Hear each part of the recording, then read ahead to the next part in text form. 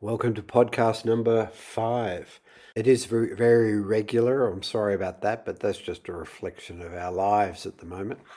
And now we've moved into the new house. We call it an extension. It is a 3-bedroom house with a kitchen and 2 bathrooms located directly next to and attached to a house that Claire and I built 30 years ago out of, well, you could say mud brick, but it was actually a road gravel and cement block that we produced on site using a ramming machine.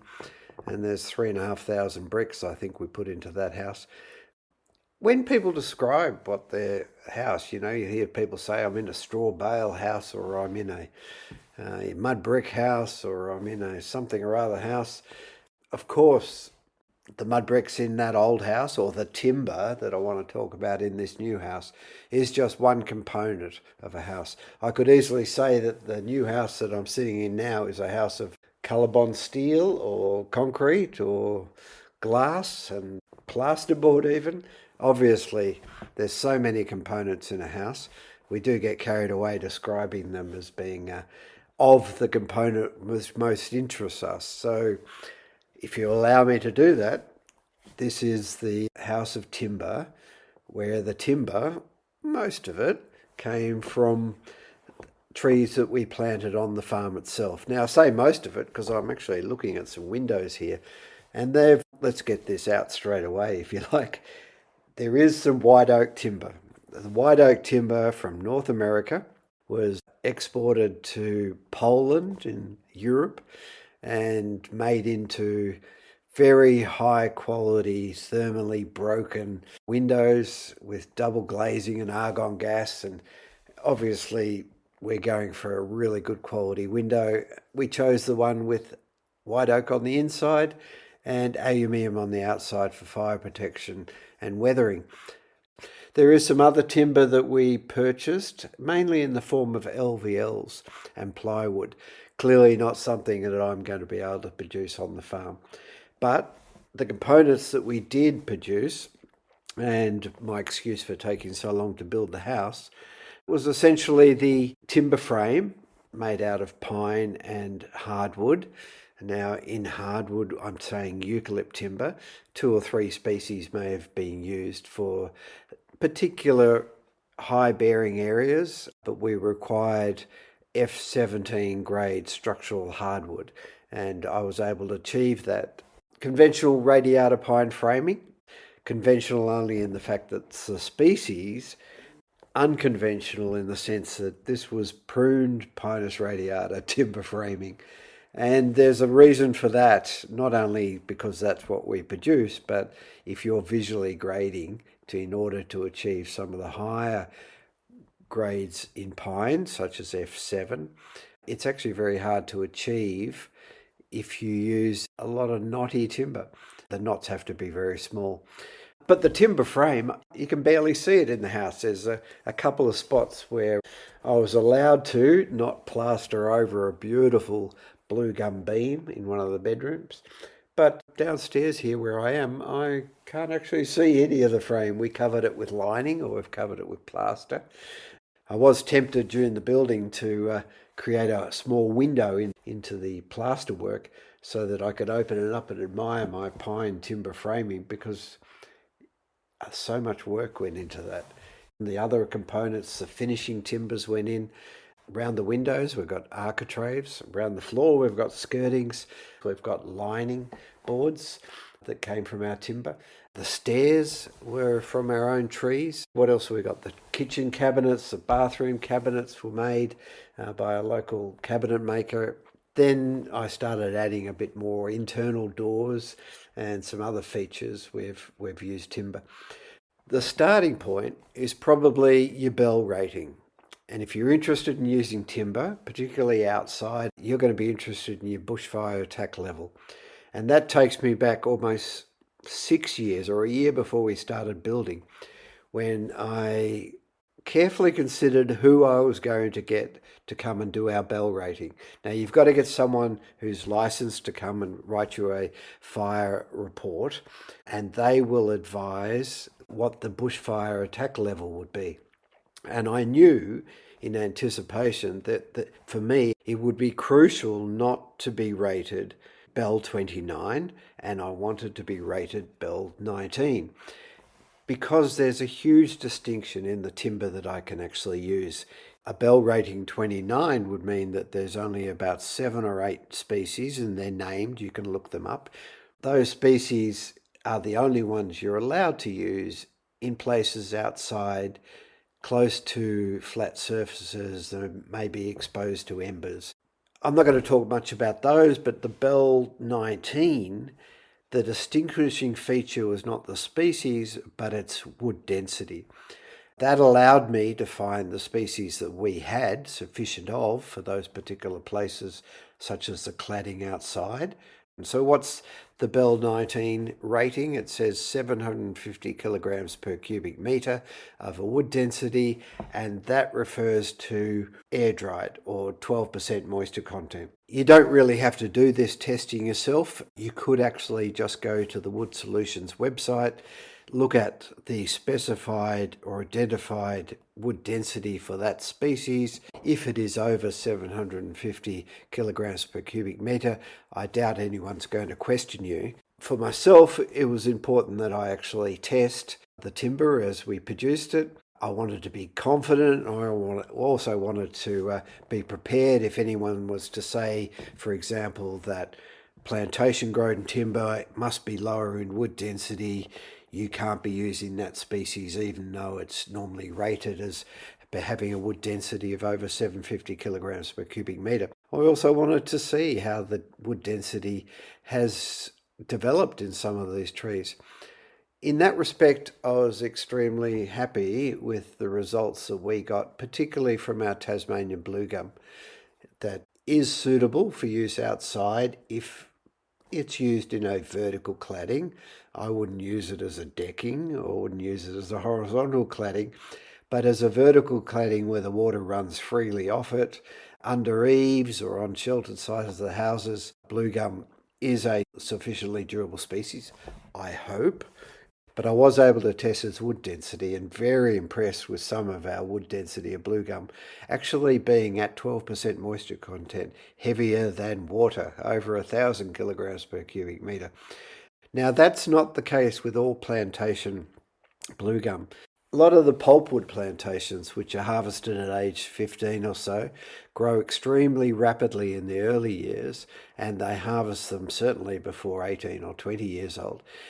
The wood density of those is rarely over 750 kilograms per cubic metre. That's not because they grew fast, it's because they were harvested young to some extent. Because what we're talking about in the first 10 years or so of growth, and it's not always 10 years, in some eucalypts it might only be 5 or 6 years, but the wood that's formed in that, let's say 10 years, those first 10 years, is what we call juvenile wood. And we know that its characteristics are lower wood density. Now, as I often say, trees don't know how old they are. So a tree that's 8 going on 9 doesn't know that it's only 8, hasn't reached 10 years old, doesn't therefore put on low wood density simply because of its juvenility. It's doing it because of the structure of the tree. It's about wood being formed relatively close to an actively growing canopy. So you can imagine a young tree with a big bushy canopy. The wood on the trunk where we eventually might harvest our sawlog from is very close in distance to the active green leaf with its high sugar content that are produced and then fed down to feed growth in the trunk. We think that's the cause of this lower wood density, and it's reinforced from some trials and papers I've seen over the years where if you prune the tree up, therefore increase the distance from a point on the trunk to the active canopy, you can actually increase the wood density of subsequent growth on that point. With regard to our trees, think about the way they've grown. These trees were between 35 and 38 years old that we used in the house. Some of them grew quite rapidly when they were young, but I actively pruned those, effectively slowing them down. We didn't deep rip, mound, or fertilize. We did do weed control in those early years. Rapid early growth wasn't something I was keen on at the time because I knew it just led to large branches, and large branches meant more pruning work. What I did want in a young tree was a good structure, fine branches, relatively good height growth. Rapid diameter growth wasn't really the issue at that stage, but by age 10 or 12, when the tree is going to be putting on mature wood, I wanted the tree then to develop an active large canopy much higher up, maybe at 20 metres rather than 10 metres up the tree. And I wanted it then to grow rapidly, so we thinned these plantations out. And as a result, what I think we were able to achieve looking at the wood that we actually produced was a small juvenile core. So when we milled the logs, we actually discarded the centre of the tree because it contained the knots from that pruning. And that would have been all within that 8 to 10 years. We threw that out. We didn't use it because we were looking for the clear wood on the outside, which would be structurally and aesthetically more pleasing, and it almost all mature wood. And I think that's a reason why we got very good quality wood density. That misconception that rapid growth is going to, in eucalypts, lead to lower wood density, I don't believe the case. Because when we harvested these trees between 65 and up to 95 centimetres in diameter, and as I said before, the tree doesn't know how old it is, but it sort of knows how big it is. So these trees were 30 up to 41 metres tall was the largest eucalypt we harvested. Large diameter, 40 metres tall. They're effectively as if they're growing in almost a mature eucalypt forest. So they're going to be putting on mature wood. So let's get back to the timber framing. I want to go through many of the species we used and just talk a little bit about how we actually did it at a very small scale. It was very labour intensive, but the equipment we used was essentially a chainsaw, a logging winch on a four-wheel drive tractor. I did purchase a larger tractor, so it was a 100 horsepower tractor. Then we milled up on initially a Norwood bandsaw, but it wasn't quite big enough and it didn't allow me to achieve the quartersawing patterns that I really wanted for particularly the flooring and the lining. So we upgraded during the build to a hardwood sawmill, Australian made rather than American Norwood. As I said, the largest tree we milled had a diameter at breast height, 1.3 metres above the ground, of 95 centimetres. That was the one we cut down for the landline show. And you'll see that link to that on our website, on the homepage. You can go and look at a young guy helping us for that, which is great, Sam. It was also milled up on the hardwood mill, and you can see that the sawmill coped with it. And it's a very long log because that one went for the stairs. I'll talk a bit more about the stairs a little bit later because stair building out of solid timber is probably not something that's very common these days. And I was really keen to find a tree large enough to actually do the stringers and stair treads directly from solid pieces of timber, quarter sawn even. And we did that. So let's talk about the timber frame.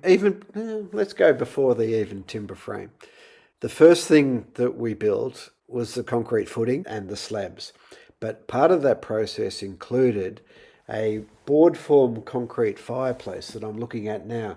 Now, if you're not familiar with board form, you'll see a lot of it on Grand Designs. It's where you pour concrete into a mould, and the internal part of that mould is actually made up of timber boards, so that when you remove the mould, you actually leave the timber grain in that. I made a video because I watched so many in preparation to do it, and I wanted, particularly for an Australian audience, to show some of the particular materials and gear that you could use for this purpose. For the board form concrete fireplace, which is I think about 5 cubic meters of concrete in that one. It's not solid, it's hollow, but it's a 150 mil thick wall around with a fireplace in it.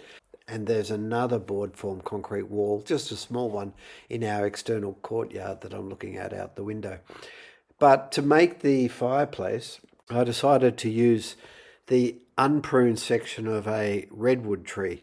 So we pruned our redwood, but for board form, you could say that the knots are a bit of a character. So taking the top part of the tree from about 8 or 9 meters up for another 5 or 6 meters, I was able to get logs out of that, and I milled them up and I made the boards 1 inch in a process that I describe and show in the video that you can see on our YouTube channel. I fixed that to concrete formwork as the internal part, constructed out of those panels, complete fireplace, and eventually tied it all together. And we used some of our hardwood timber as well as some concreting LVLs that I borrowed from the concreter to hold the whole thing together, poured the concrete, enormous pressure built up inside. But with regard to the aesthetics and the finish and the wood grain, I wouldn't see that until I removed the mould, which I did a week or so later, and unearthed or unveiled the grain, and I think we're all very happy with it. I'm particularly happy that the corners are straight and the mould actually held, but the wood grain is very impressive. So before we actually used any timber in the house itself, we'd actually used timber for part of the building. Then we poured the concrete floor, which was later polished up and has provided a lovely floor surface. And then the framing went on. The framing is all structural, and that means that the timber has to be rated to use it. So I went and did a visual grading course at Creswick in central Victoria at the Timber Training Centre, and I was able to get my ticket, if you like, in grading softwood for structural purposes, essentially Radiata Pine, but it also included Redwood, which we used a tiny bit of in our framing, and hardwood, and the hardwood would be the Eucalypts species in Victoria. We used essentially blue gum and shining gum.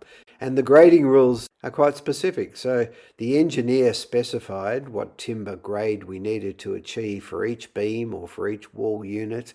For example, a normal pine stud wall with studs every 450 mils apart needs an F5 rated pine.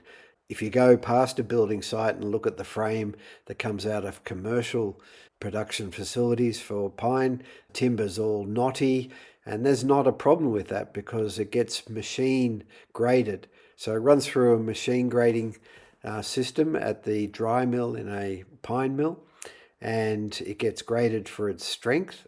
Visual grading is a little bit trickier because there are rules pertaining to how large a knot is, how many there are, grain orientation, whether growth rings are too close to the center of the tree, how far apart those growth rings are, and various other characteristics, which I assume are based on many, many tests of Pinus radiata over decades, where they've decided that so much of a piece of timber can be affected by a dead knot or a live knot or an angled knot or a spiked knot or all these different types without affecting its timber quality. Dominantly, what we ended up with was a clearwood stud wall. It was a funny day when the inspector came to look at the timber framing, and he said, "You're using furniture grade timber for a timber frame. It's ridiculous." But it did mean that my visual grading was very simple. A piece of wood without knots in it can go to the highest possible grade, which for pine was an F7, and we needed many F7 beam, 10 by 2s I think they are above me in the roof here, and F7 means essentially it's a clear beam if you're visually grading. It can't have any knots in it at all. I estimate 35 pine trees. They were averaged about 50 to 65 or 70 centimetres in diameter. I only used the prune section of the tree. It means that up the hill here behind me, there is quite a few piles of pine heads. And that's because the head of a pine, particularly the way we grow it in parklands, has very large branches. There's no way it can be used for structural purposes. Those branches make it pretty difficult to mill, so you're probably not going to fuss around with it. And of course, pine in Australia is not considered useful at all for firewood. I didn't have sufficient to send to a pulp mill or to a chipper. So the pine heads were a waste product. They'll eventually be burnt or rot down over time. So we only use the prune section of the tree. Cut them with a chainsaw, dragged them down to the mill with the logging winch, loaded them up, and then cut lots and lots of wide boards. I tended to just mill it what you might call a through and through method, starting at the top, zit, zit, zit, zit, zit, all the way through the log every 2 inches, a little bit over 2 inches, so that I ended up with 50 mils thickness when it dried. I only needed 45, but we weren't going to dress it, so we just used the rough sawn 50 mil thickness. And I kept the slabs as wide as possible and then just dried them as a slab and then brought them to the work site, and then we cut the timber out. If I'd tried to estimate what exactly I needed before we started the frame, I wouldn't have been able to do it, and I might have prepared stuff in the wrong size classes. The best material I put aside for the big beams, and there wasn't a lot of wasted pines, because if you've been on a framing site with sticks, the way we were doing it, you're always picking up a piece of pine to use as a noggin or fit in a little piece of frame to hold a fitting or a tap. Essentially all the pine that we milled got used except for the bark and the edges. Let's say 90% of the timber frame is Radiata Pine. It's a low strength material, F5, F7 rating, compared to hardwood that has an F rating of, well, we needed F17 for most of it. Now, in a timber stud wall, there'll be particular corners, the posts under beams, critical points where you've got to incorporate a hardwood post, a double hardwood post. The beams were mostly timber 2 type sizes. I think that worked pretty well, certainly passed all the tests. We used a lot of backsawn timber in that to achieve the width of the hardwood. Now, you might have heard me talking passionately about why you must quartersaw, or why I do quartersaw all my eucalypt timber. For these purposes where you can't actually see it, the small hairline cracks that you might get in a back sawn surface weren't really a problem. They don't affect the structural grade, they only affect the appearance. The cupping that we got in the back sawn was a little bit of a problem, and I did set up a little small steamer to steam the timber, and that got half the cup out. And because we used 50 mil rather than 45, we could dress where required a bit of that cupping out as well. The back sawn just allowed me to achieve the width of the boards that we actually needed for the structural purposes. If you think of a beam, its strength really comes from its width, not so much its thickness, of course. Anyway, so that's the hardwood frame. Well, what was the timber like? The two chippies we had on site during that process, father and son, they were excellent. They were tolerant of the process because I'd spend a lot of time keeping the timber up to them, cutting and preparing the sizes if they weren't doing that themselves, and picking out the pieces for particular uses. It's true that some of them moved, and what do you do when you're building a house and it's raining? You've got a timber frame outside, so it was crucial that we get a roof on, let that timber dry. Again, it had already been dried in the kiln down to 15% or so, which is what you require for structural building. Then it all sits out in the weather and gets wet again. I didn't talk about the base plates. When you build a timber stud wall on a concrete slab, you actually have timber sitting in water in exposed sites. For that, I wanted to use treated base plates. I took some of our 50 by 90 timber to Melbourne and got it chemically treated using a process called EcoWood, which I'm told gives us the equivalent durability to copper chrome arsenic without the heavy metals. A very good facility in Melbourne that allowed me to deliver timber, and a week later I would go and pick up the timber and return it to site. So you got the base plates treated, you got the standing stud walls, you got timber beams through the roof, which are either pine or hardwood, depending on the location. When the architect was designing the house, he actually asked me what's the longest timber beam that I could cut. And I suggested him I probably do a 5.4 or 5.5 with my old sawmill. And he designed the house, the width of the rooms, based around that. So I would aim for a almost 6 metre long pine log, and that's since I pruned to 6.5, I was able to achieve that. And the ones that were straight enough, because straightness over that distance is crucial if you want to cut a pine beam 6 metres long, I aimed for those. They went into pine beams. Shorter ones or crooked ones, I was able to cut in half and cut 3 metre studs and short 140 beams and various others that we use through the house. Thinking ahead's sort of really important. And in that respect, it was also important that you tell the engineer, because so many engineering drawings for timber framing just specify machine graded pine. If you have that, you can't substitute a visually graded F rating pine, to my understanding, for a specified MG10. Fortunately, the architect had that in mind, advised the structural engineer about that, and all the plans from the engineer came through as F ratings rather than MGP ratings. Anyway, so that's essentially the timber frame. Before the roof went on, one thing we did, because they're only 4-degree sloping roofs, I went to purchase some plywood. So I wanted to lay plywood over the top of the beams. So I went to the plywood shop, and before I went to the plywood shop, I ordered online. I ordered the Australian structural plywood, then turned up at the plywood yard. The guy went off in his forklift to get my order, brought it back, started loading it on the trailer, and I said, "That's not what I ordered." And he said, "What do you mean?" "I ordered Australian plywood." He said, "You don't want that." And I said, "Where does this come from?" And he said, "It comes from Chile."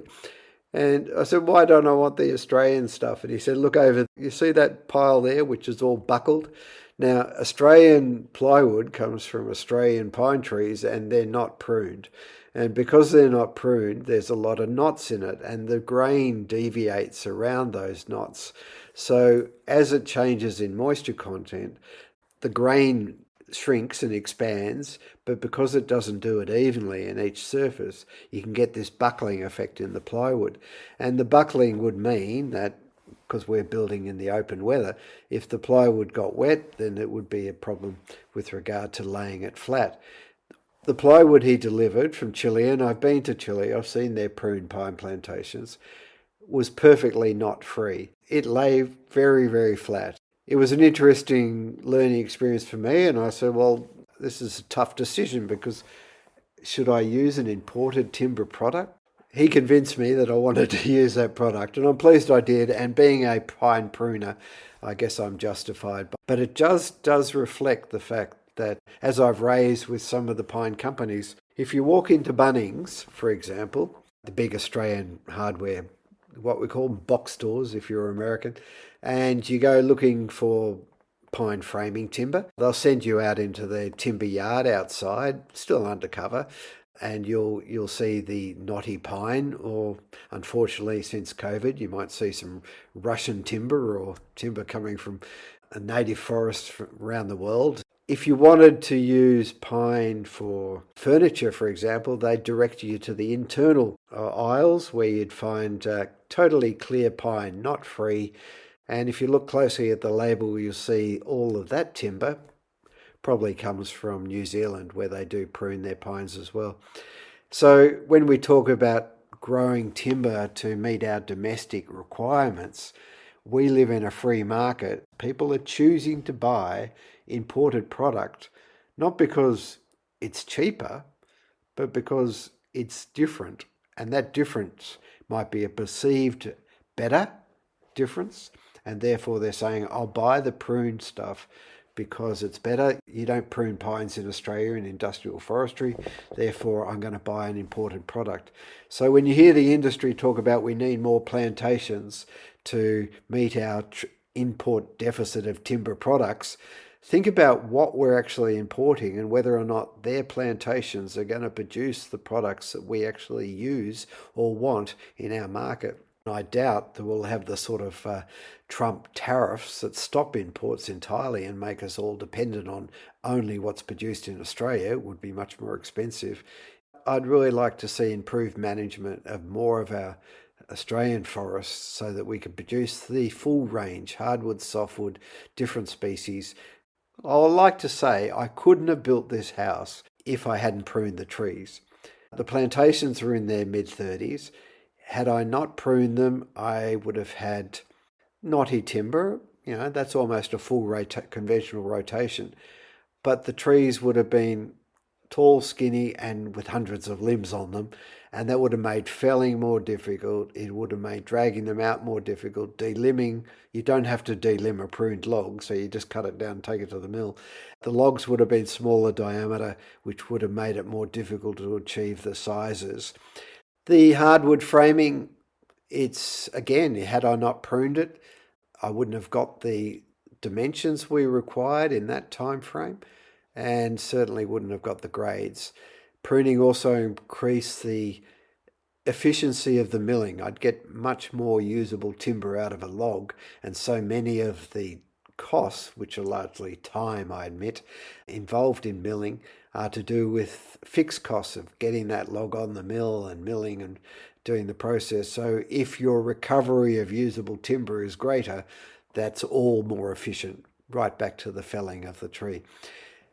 So that's the framing. So what have I talked about? We used the redwood in our what I call board form concrete fireplace. We've put up the timber frame and we've put plywood over it and put the sarking and then laid corrugated iron on top of the roof, and that meant we were dry, and that meant the timber frame could finally dry.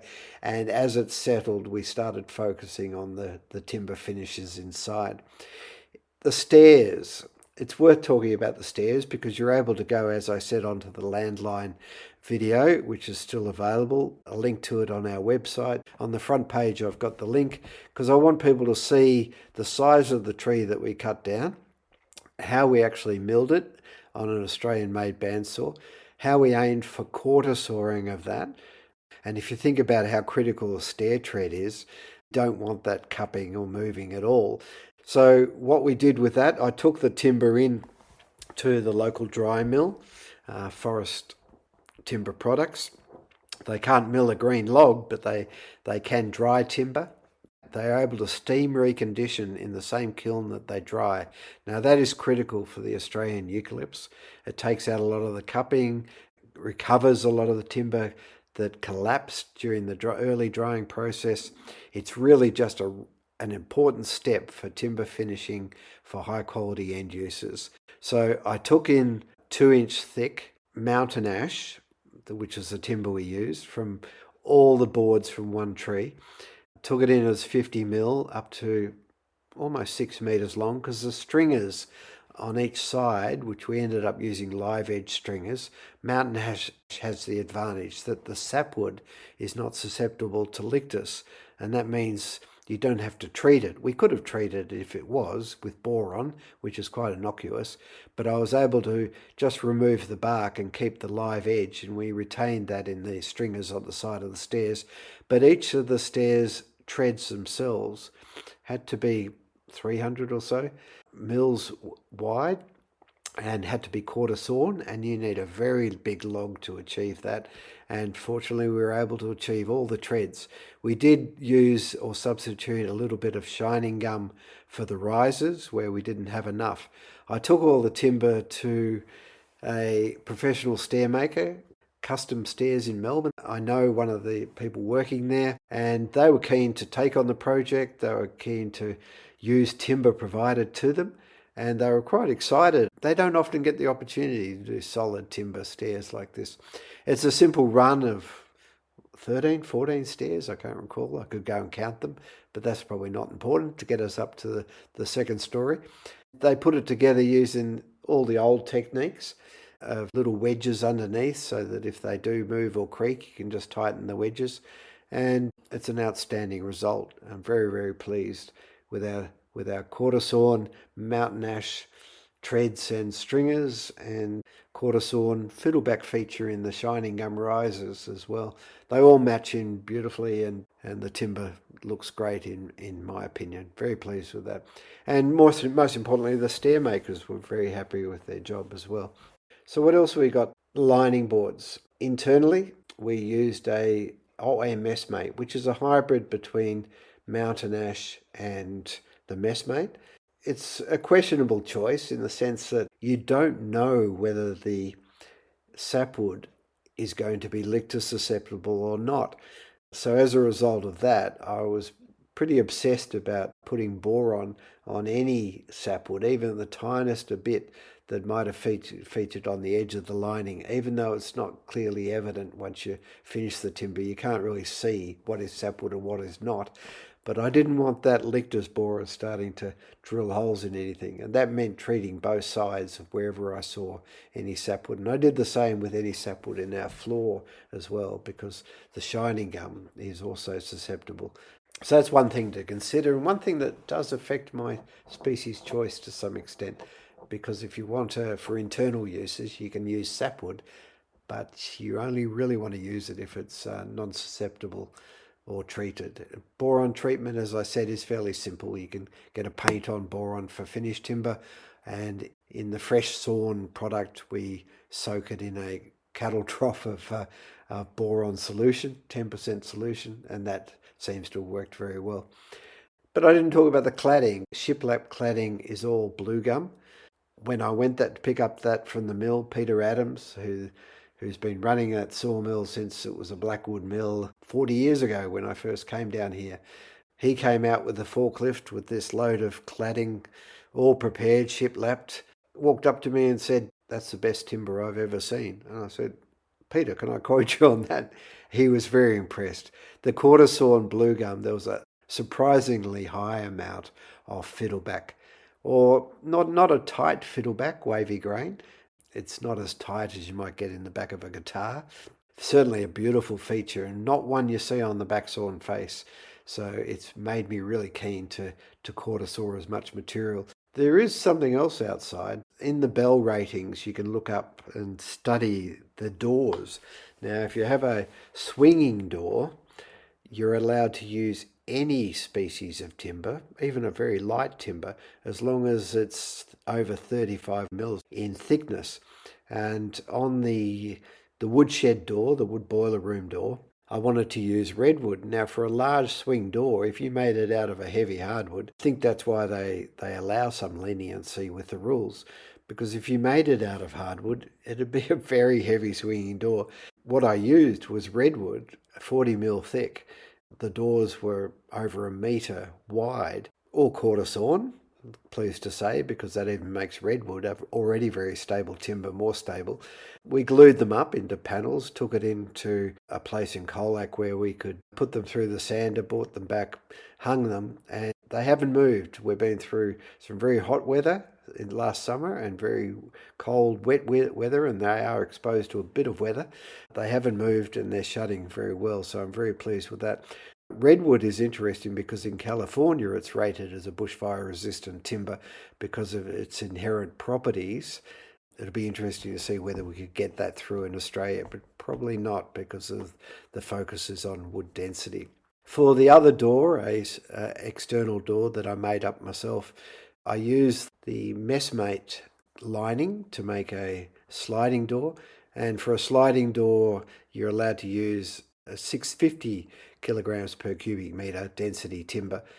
You want to look at the bell rating rules, the fire rules, and make sure which timbers you can actually use. But pleased to say that we've got through most of that process without having to purchase any timber. There was one other place outside where we needed a particular timber, and I had to cut down a tree prematurely just to get this, and that's for a small area of decking. Now, the decking is completely undercover. It's actually a little alcove decking to one of the bedrooms upstairs, so it's well covered. But for a horizontal laid timber decking, you've got to use a Class 1 durable timber. The only one I could find that I had access to was red ironbark. The lengths only had to be just over a metre, I think. So I didn't need a large long log for this, but I needed pure heartwood, clear of knots. And I was able to find that we planted back in 1987, I suppose, with a few of them. They haven't grown particularly straight and they haven't grown particularly well, but I cut one down, milled it up, and it performed extremely well. It's got beautiful colour, good density. It didn't buckle it moved. We cut a lot of timber out of a small log. You discard all the sapwood, of course, and just keep the hardwood. And I was able to make that small area of decking out of Class 1 durable timber, because it's got to be fire rated, because embers could blow into there and burn on that decking. So it had to be one of those high fire rated timbers for that purpose. So coming inside, where else have we got? I've talked about the lining that we've got. There's a lot of plaster work here to highlight the timber. The arcs and the skirtings are all mountain ash, 19 mil, beautifully finished by our chippy. And then moving into the bathrooms, we used some of the Otway Messmate lining in the bathroom cabinets, not for the top surface, that was a non-timber. And in the kitchen, Will Butler of Billy's Blackwood, the local cabinet maker, he got pretty excited about using our shining gum. And he said it's like Australian white oak. It's beautiful and clean, and it's being used for the kitchen cabinetry, for the drawer fronts and the cupboard fronts and the panels, and that looks spectacular as well. But we didn't use timber for bench surfaces because I've never seen it last or hold its aesthetics very well over time. There's the flooring upstairs, about 70 square metres of flooring, 3 bedrooms, and for that we use shining gum. And I should have mentioned this with the cladding and the lining boards and even the small area of decking. In each case, we use variable width. If you go to a hardware store to buy cladding or decking, you generally buy all the same width, say 3-inch or 4-inch wide timber. But when you're producing it yourself, to maximize recovery and return and value, you at the sawmill aim for the widest possible quartersawn board. When I took it in for final processing, drying, when they ripped it, they ripped the widest possible board that they could across a number of categories and then profiled it. So what I got back in flooring was boards that varied from 75 mil coverage up to 130, I think, mil coverage.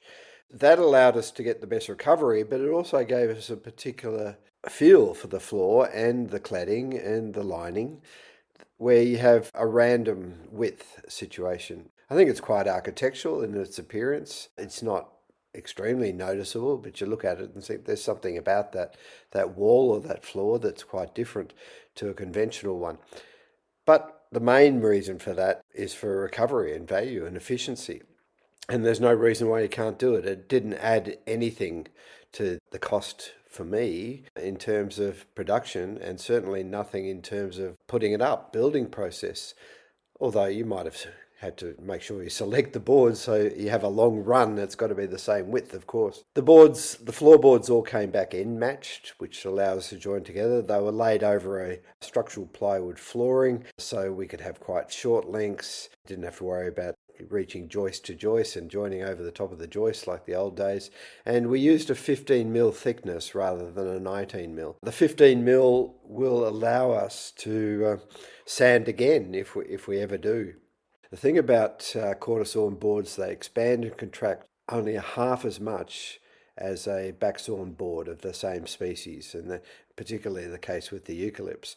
So if you have a very wide floor, the widest floor area where the boards are laid is about 5 meters, we'd expect it to move over time, expand and contract. Most of that expansion occurs underneath the skirting boards, so you don't see it. But if you have very wide boards or they're backsawn boards, you'd expect them to open up in the cracks between it. Haven't seen any problems with that. Nothing has changed since when it was laid.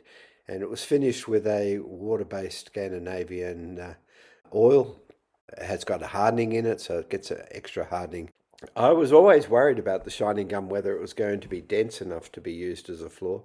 I'm not sure you'd use it in a ballroom with people with stiletto shoes, but upstairs, when I guess no one wears shoes upstairs, it's performing quite well. Just got to be a bit more careful with the furniture.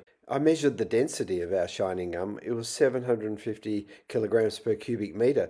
And you go on the Wood Solution website, it's a native forest shining gum. It's actually rated as 680 kilograms per cubic metre as wood density from native forest. So again, in my mind and from my experience, there's no reason why your planted trees, if well managed, widely spaced, putting on mature wood for many years and having a good diameter of over 65 centimeters when you harvest, there's no reason why that wood's not going to be as dense as native forest wood. And that's an average density, and I suppose that's another point. In flooring, the growth ring distance apart can be, or may be, important. In a native forest log, your growth rings might be 2 or 3 millimeters apart. So when you have a quarter sawn board, those dense lines of late wood cells will be a few millimeters apart. So someone with a stiletto shoe is unlikely to be able to press between those bands of more dense wood into the early wood, which will be lower wood density. In our shining gum, admittedly, the growth rings are up to a centimetre apart, 10 mils apart, because the trees were growing 2 or 3 centimetres per year at some stages. So there is a distance between those bands of late wood that may offer an opportunity for someone to push in or get dented into the middle between those two bands. I haven't seen that occur, and I'm less concerned about it now, having experienced this timber, than I was in the early days when we started harvesting our shining gums when they were only 15, 16 years old and doing some sawmill studies. That timber was certainly lower in wood density because I made some furniture myself out of it, and I'm not sure I would be confident using for flooring. Given the location, bedrooms, I don't think there's a problem. 750 kilograms per cubic metre, to put it in perspective, that's similar to old growth oak in Europe. We used a little bit of oak in the house from our own trees, and I've done YouTube videos about this. Oak falls into a group which have a particular cell structure called ring porous. I haven't got time to go into the detail of that, but the ring porous hardwoods, which include chestnut and oak, and funnily enough, it also includes our Australian red cedar. The faster you grow these trees, the denser the wood is.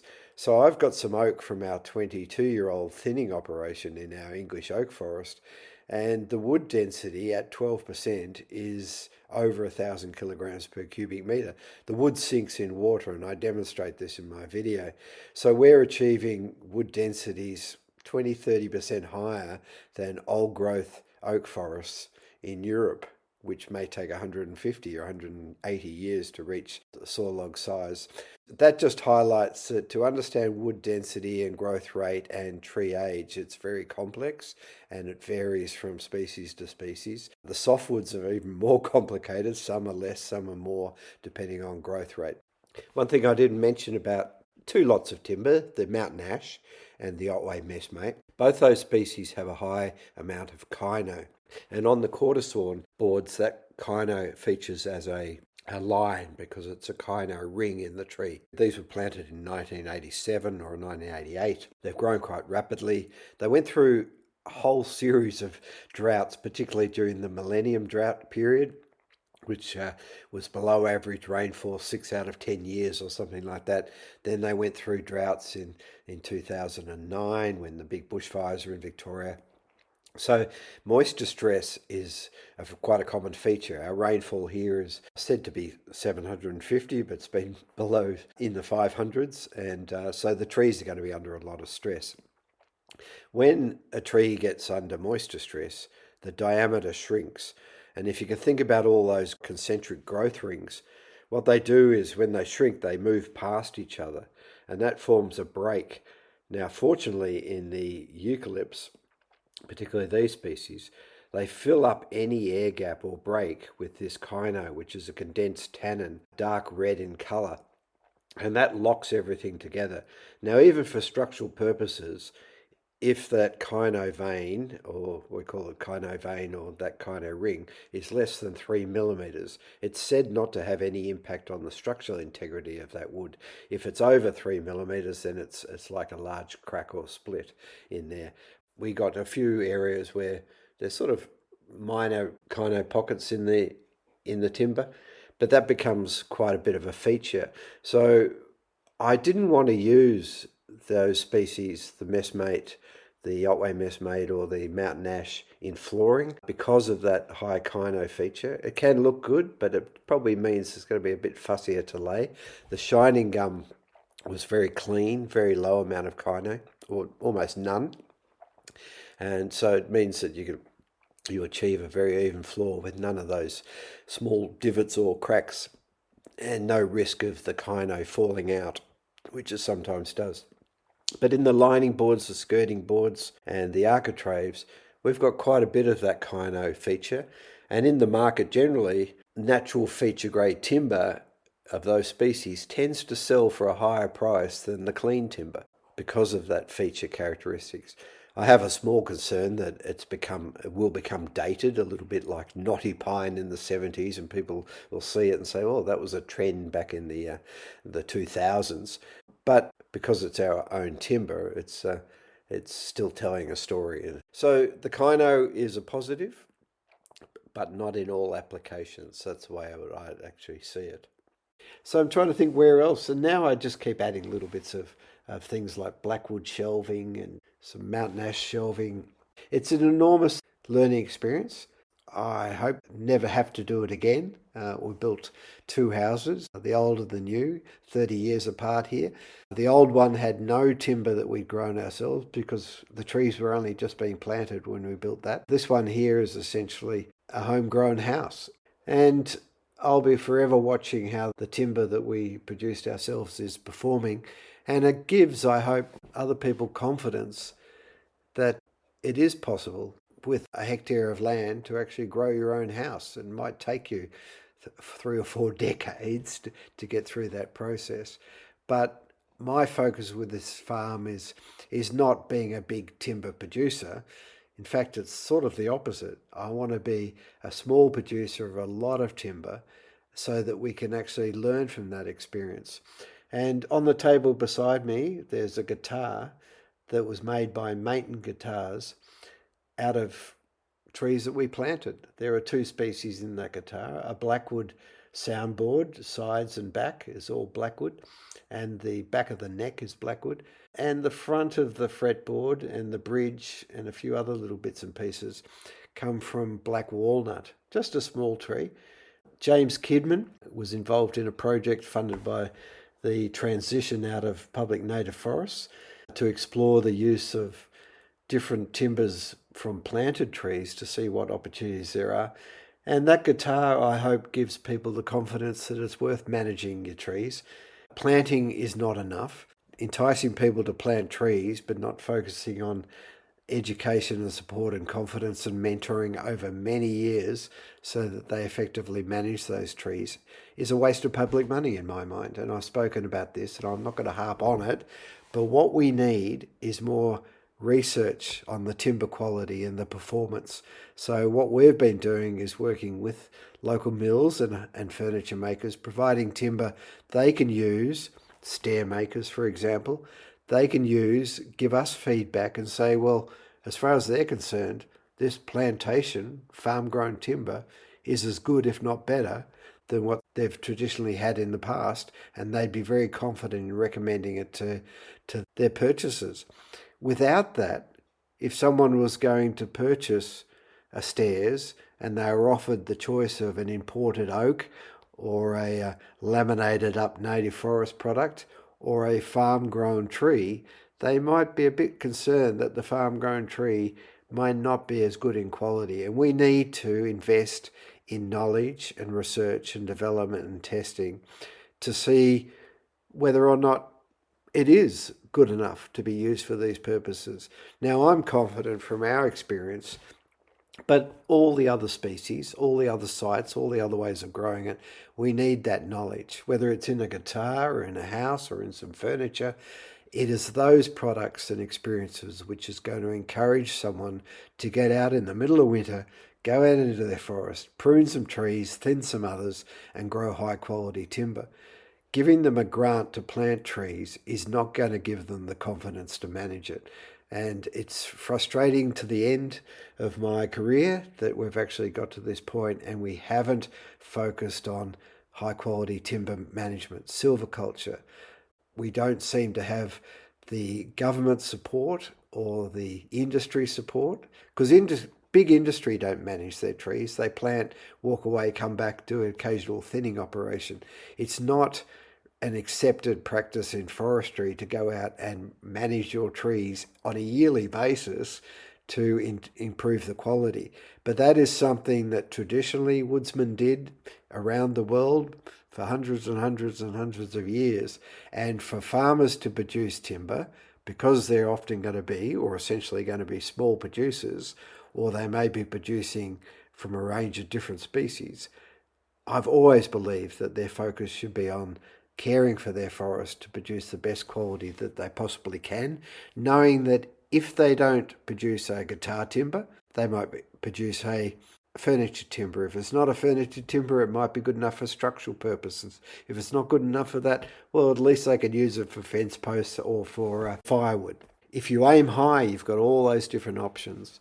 But if you just plant the trees, walk away and hope nature is somehow going to produce a high quality timber, if we had that approach, we would not have a guitar. We would not have a house. We would not have that cabinet furniture over there.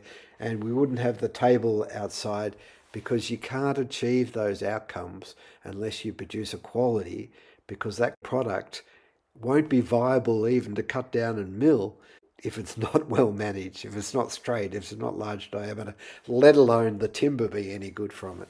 In a country like Australia, where labour costs are high, skills are short, you want to make sure that the tree you'll grow is the highest quality, so that every step in that process, right through to the final product, more recovery and more efficient through that outcomes.